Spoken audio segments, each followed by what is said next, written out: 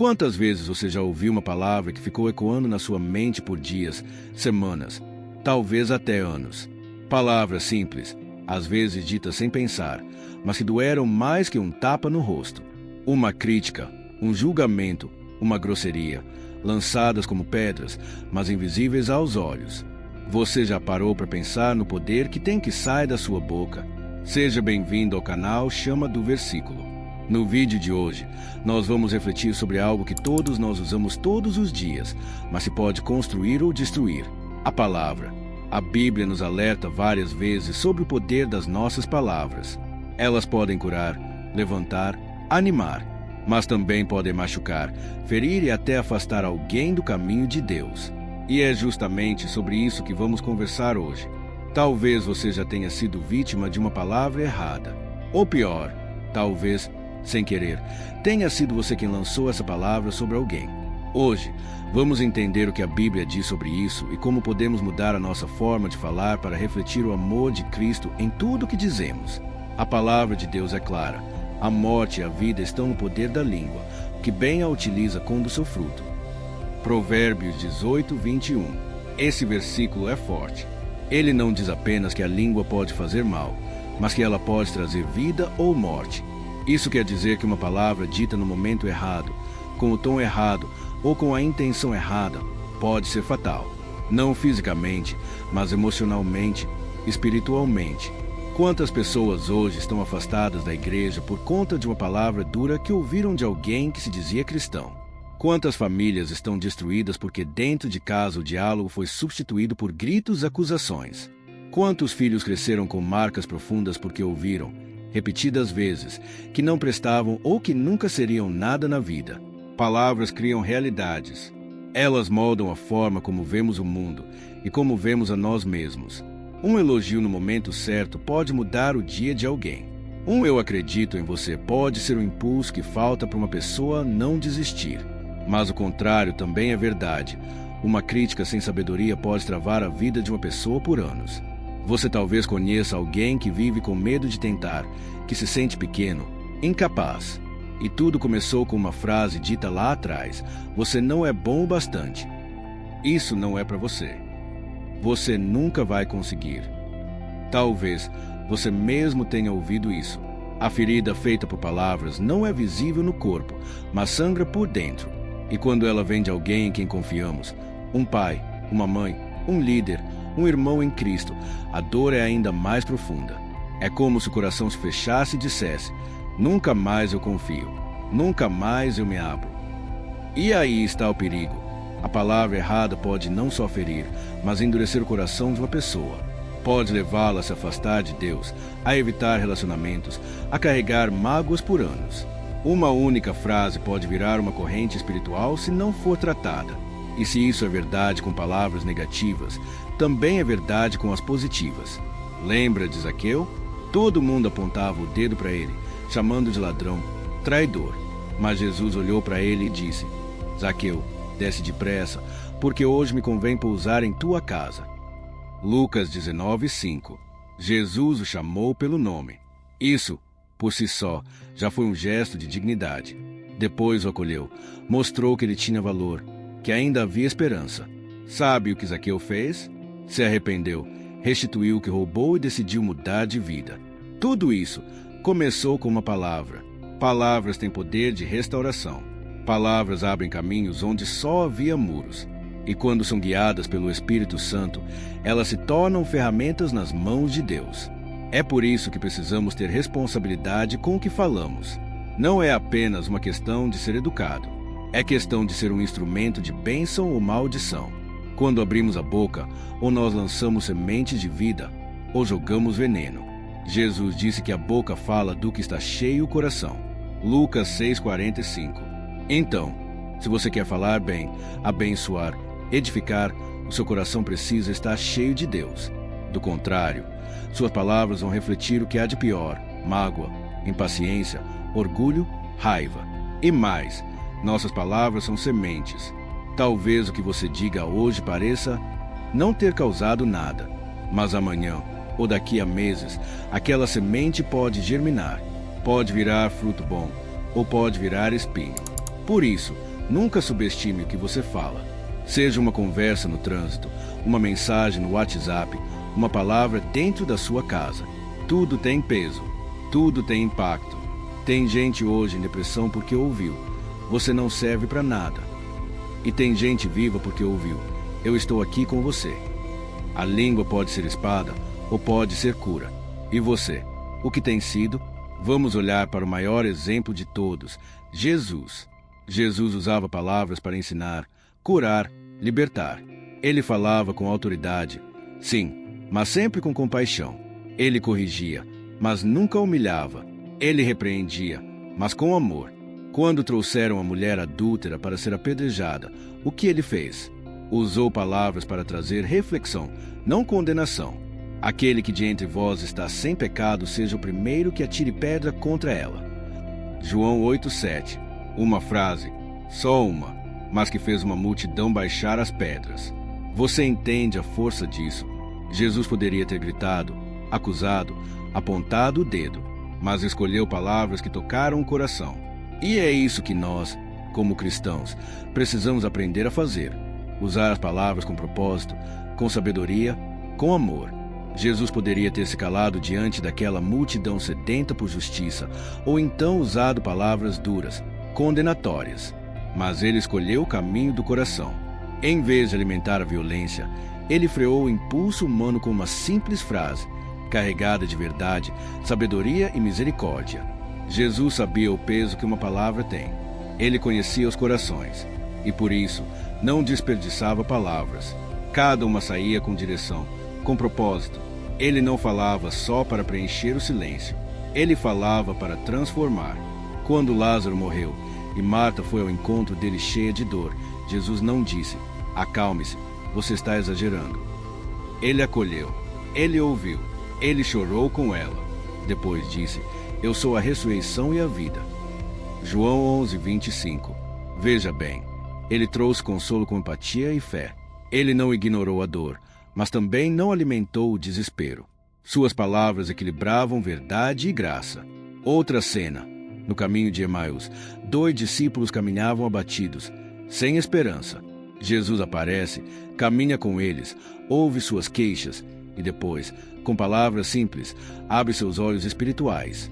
Tanto que, depois, eles dizem: porventura não ardia em nós o nosso coração, quando pelo caminho nos falava. Lucas 24:32. Olha a força disso. O coração deles queimou, não porque Jesus gritou, mas porque ele falou com sentido, com presença, com verdade. Jesus não usava palavras para vencer discussões. Ele usava palavras para vencer corações. E o mais incrível, até em silêncio, ele falava. Na cruz, cercado de zombadores, ele poderia ter amaldiçoado, respondido com ira. Mas o que ele disse? Pai, perdoa-lhes, porque não sabem o que fazem. Lucas 23:34.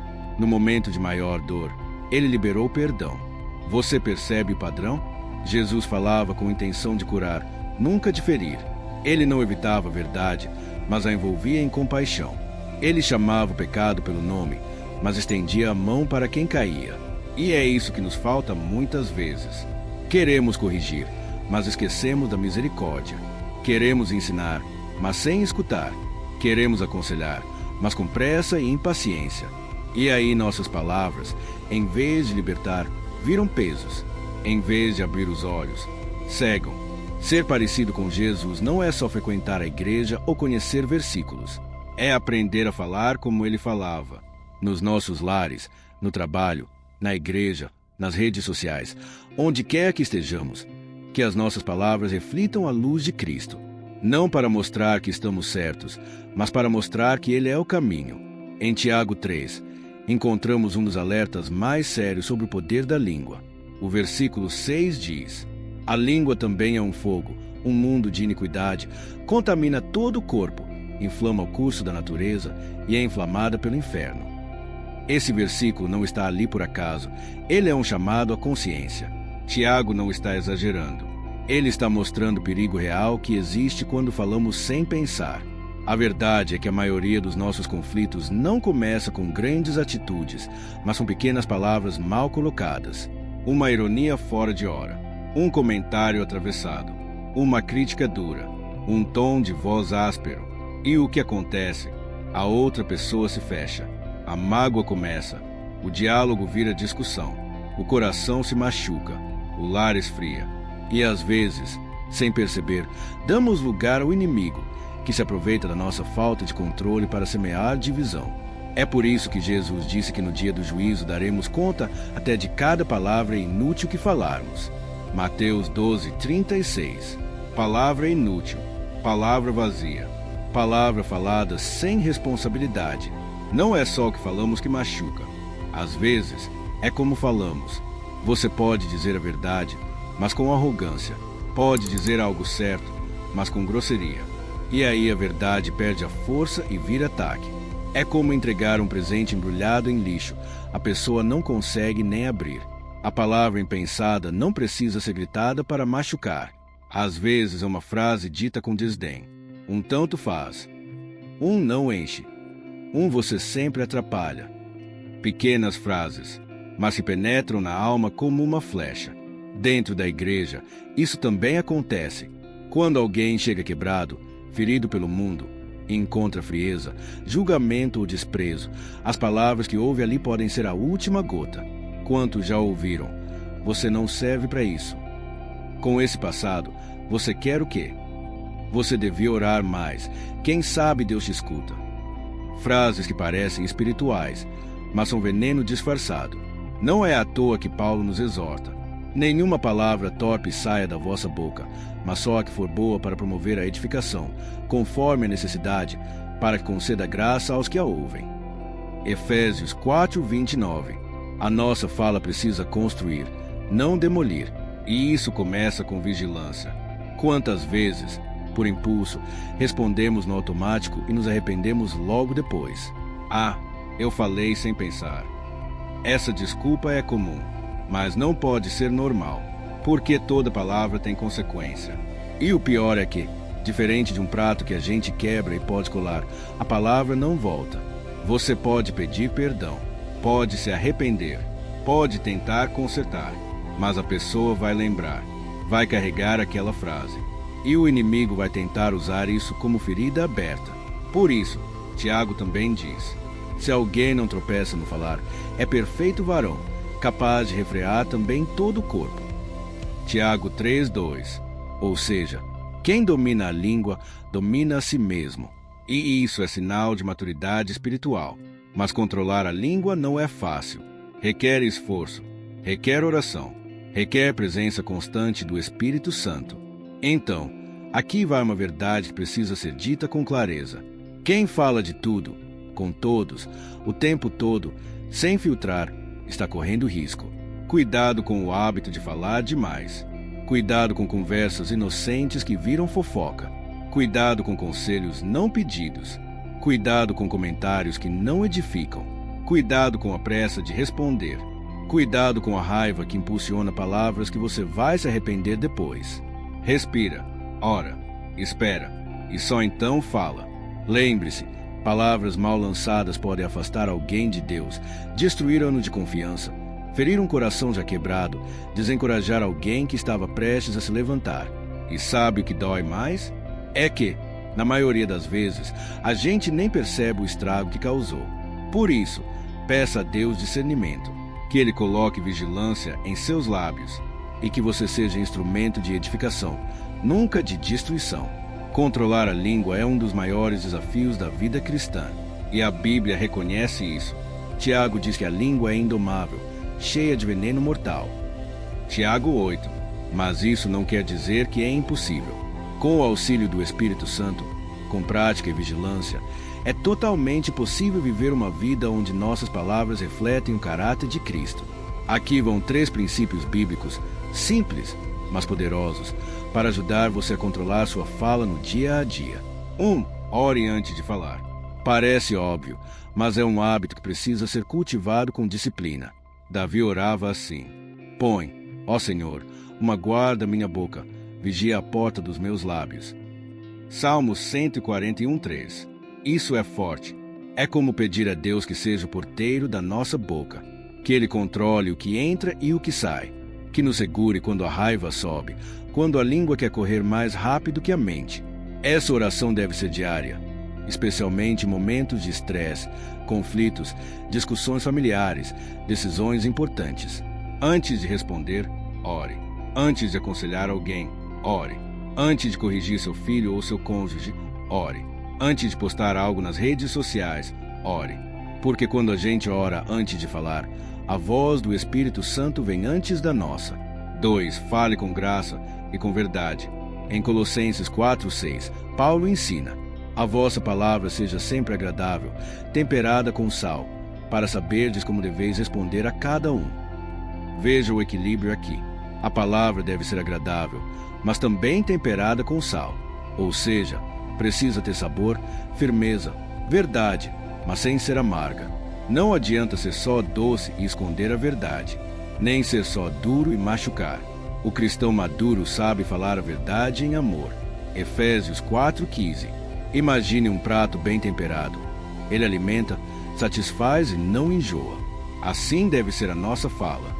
Quando alguém ouve você falar, deve sair dali edificado, não ferido, nem bajulado, mas tocado com respeito, clareza e graça. 3. Seja rápido para ouvir e tardio para falar. Esse é um mandamento direto. Todo homem seja pronto para ouvir, tardio para falar, tardio para se irar. Tiago 1,19. Ou seja, ouça mais, fale menos, se irrite devagar.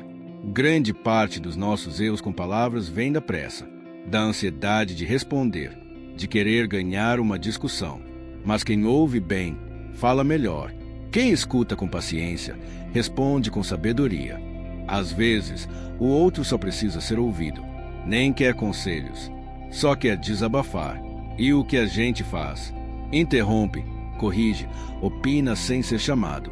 Resultado, a pessoa se fecha. Mas se a gente ouve com atenção, mostra empatia e só depois responde com calma, a conversa se transforma. Bônus: quando não souber o que dizer, fique em silêncio. Isso mesmo, ficar calado também é bíblico. Até o tolo, quando se cala, é tido por sábio. Provérbios 17:28. Às vezes, o silêncio é a resposta mais sábia que você pode dar. Quando o outro está exaltado, quando você está ferido, quando não há nada que possa ser dito sem machucar, cale-se, ore, espere o momento certo. Palavra dita na hora errada é como jogar semente em pedra, não produz nada. Esses princípios parecem simples, mas transformam relacionamentos. Quando você ora antes de falar, escolhe as palavras com graça e aprende a ouvir mais. Algo muda dentro de você. Você se torna mais parecido com Cristo. E quem convive com você vai sentir isso. Vai notar. Vai querer estar perto.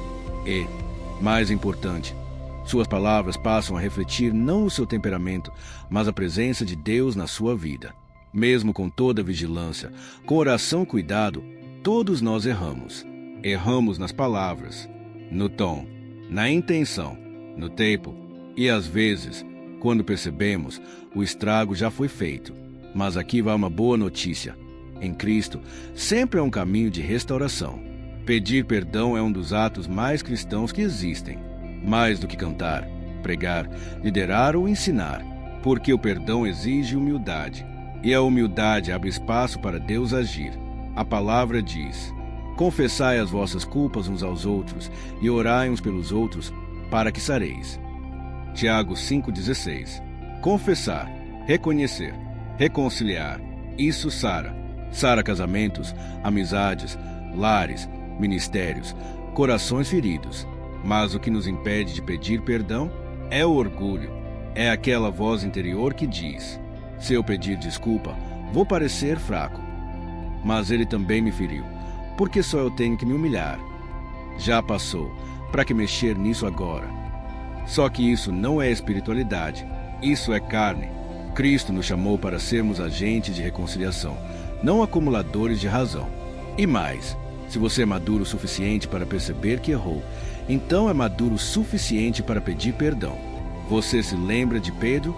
Ele negou Jesus 3 vezes, com palavras, com medo, com impulsividade, mas se arrependeu amargamente. Chorou, quebrou o orgulho, e Jesus o restaurou. E o que Jesus fez? Não jogou o erro na cara, não condenou, simplesmente perguntou: tu me amas?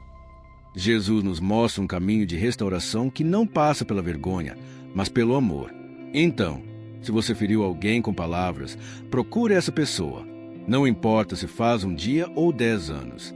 Se foi um desentendimento, uma crítica injusta, uma humilhação pública ou uma resposta atravessada. Vá até ela, peça perdão e seja sincero. Não diga se eu te magoei. Diga: eu te magoei e estou aqui para pedir perdão. Não tente justificar o erro. Apenas reconheça e ore com a pessoa. Se for possível, permita que Deus restaure o que foi quebrado. Agora, do outro lado, se você foi ferido, mesmo que o outro não venha te pedir perdão, libere o perdão. Isso é libertador, porque perdoar não é concordar com o que foi feito. É decidir que você não vai mais carregar aquela dor. É colocar nas mãos de Deus. É dizer: Senhor, eu entrego essa ferida. Eu solto. Eu não quero vingança. Eu quero cura. Perdoar é abrir espaço para Deus agir em você e no outro. E a verdade é, todos nós, mais cedo ou mais tarde, vamos precisar perdoar e ser perdoados. Ninguém está imune. Somos humanos, frágeis, imperfeitos. Mas quando colocamos o coração nas mãos de Deus, Ele transforma até os piores erros em pontes de reconciliação.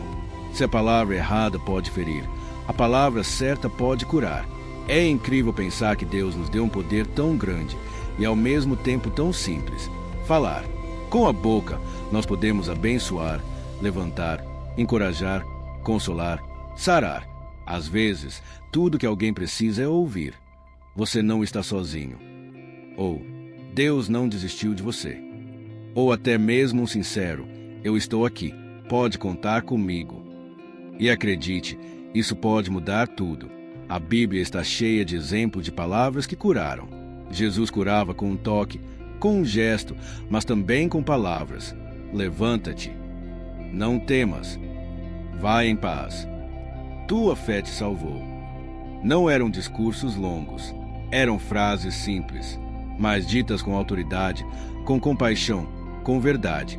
E essas palavras ainda ecoam até hoje, nos curando, nos lembrando que a voz de Deus é medicina para a alma. Mas sabe o que é mais lindo?